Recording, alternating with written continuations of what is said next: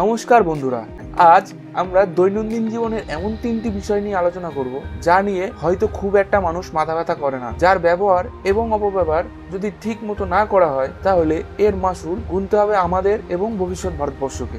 জল প্রাকৃতিক সম্পদ হলেও প্রকৃতিতে জলের পরিমাণ খুবই কম। প্রকৃতির ভারসাম্য রক্ষার জন্য যেমন জলের প্রয়োজন, তেমনি পৃথিবীর সমগ্র জীবকুলের জীবনযাত্রা রক্ষার জন্য মানুষের কাছে জলের গুরুত্ব অপরিসীম। আমাদের ভারতবর্ষে মাথাপিছু জলের পরিমাণ আজ বছরে 1800 ঘনমিটার, কিন্তু 60 বছর আগে ভারতবর্ষে এই জলের পরিমাণ ছিল 5000 ঘনমিটার। ভারতবর্ষের জলজনিত এই সমস্যা আগামী কয়েক বছরের মধ্যে জটিল অবস্থার সৃষ্টি করবে। বিভিন্ন ক্ষেত্রে আমাদের দেশে জল বন্টন ও তার ব্যবহার যেভাবে হয়ে চলেছে, পরিবর্তন সঠিকভাবে না করলে 2050 সালে মাথাপিছু জলের পরিমাণ কমে দাঁড়াবে 1000 ঘনমিটার। সুতরাং নিজেদের কথা চিন্তা করে আমাদের জলের অপচয় বন্ধ করতে হবে এবং যারা আমাদের পূর্বপুরুষদের দৈনন্দিন জীবনে প্লাস্টিকের কোনো প্রভাব না থাকলেও বর্তমানে সুউচ্চ পর্বত শৃঙ্গ থেকে সমুদ্রের তলদেশ সর্বত্রই এর অবাধ বিচরণ, যা মানুষের সৌজন্যে। যে বিপুল পরিমাণে প্লাস্টিক জঞ্জাল সমুদ্রের জলে মিশ্রিত হয় তার মধ্যে বেশিরভাগই হলো মধ্যবিত্ত অধ্যুষিত দেশগুলো। জানা গেছে আগামী 2025 সাল নাগাদ শুধু সমুদ্রে নিমজ্জিত প্লাস্টিক জঞ্জালের পরিমাণ দাঁড়াবে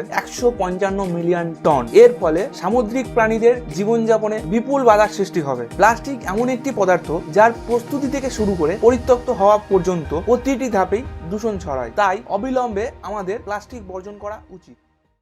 প্রযুক্তিবিদ্যার নবতম আবিষ্কার হলো ইন্টারনেট, ইমেল ও মোবাইল ফোন। যোগাযোগ ব্যবস্থার অন্যতম হাতিয়ার হলো মোবাইল ফোন। আজকের দিনে কোনো আত্মীয় পরিজন, বন্ধু বান্ধব বা অন্য কাউকে চিঠি লিখে তার উত্তরের প্রতীক্ষায় ডাক পিয়নের পথ চেয়ে বসে থাকতে হয় না। মোবাইল যন্ত্রটির মাধ্যমে আমরা মুহূর্তে দেশে বা বিদেশে থাকা মানুষের সঙ্গে সহজে যোগাযোগ করতে পারি। মোবাইল ফোন আমাদের জীবনযাত্রায় অনেক সচ্ছলতা এনে দিয়েছে, যোগাযোগ ব্যবস্থার উন্নতি ঘটেছে, কিন্তু এতে ক্ষতিও হচ্ছে প্রচুর। মোবাইল ফোনের ব্যবহারে কিশোর কিশোরীরা এতটাই মগ্ন হয়ে পড়েছে যে তারা পারিপার্শ্বিক দিকে তাকাচ্ছে না, এমনকি পরিবারে বাবার আর্থিক অবস্থার কথাও ভাবছে না। তাদের চাহিদা পূরণের জন্য বাবা মার উপরে চাপ সৃষ্টি করে পরিবারে অশান্তি বাড়াচ্ছে। নতুন প্রজন্মের ছেলেমেয়েরা হবে ভবিষ্যতের কর্ণধার। তারা যদি এইভাবে গা বাঁচিয়ে চলে তাহলে দেশ গড়বে কারা? আমাদের মনে রাখতে হবে ভারতের বেশিরভাগ মানুষ দরিদ্র এবং অশিক্ষিত। সর্বাগ্রে এদের উন্নতির কথা চিন্তা করতে হবে। বৈজ্ঞানিক তথ্য ও প্রযুক্তির সাহায্যে দেশের জনসাধারণের মুখে হাসি ফোটানোই হবে আমাদের জীবনের লক্ষ্য।